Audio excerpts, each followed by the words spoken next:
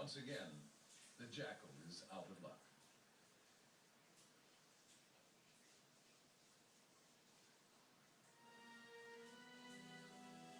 In summer, heavy winds prevail in the Drakensberg Mountains. These winds bring masses of moisture from the ocean 100 miles away.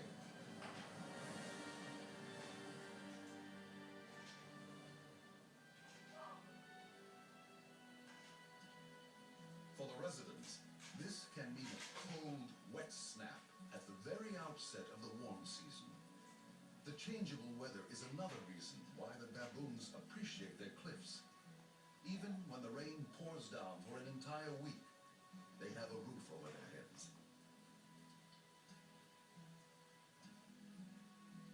There's no such luck for the eland. They must rely on their smooth, water-repellent coats and their huge bodies for protection. But small calves are vulnerable to exposure. The mothers have to keep them moving. When the skies clear, the herds will soon recover and be rewarded for their endurance by fresh, green grass. But this summer, one cold front chases another, soaking the landscape and its inhabitants.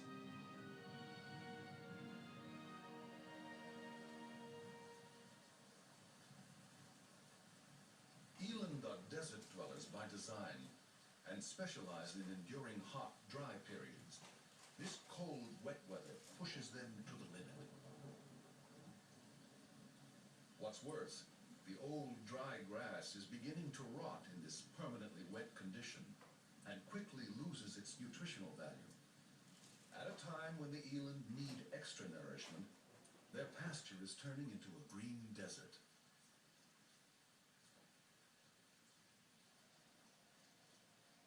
Hunger and cold make them feed more than ever, yet their daily intake is rapidly becoming worthless.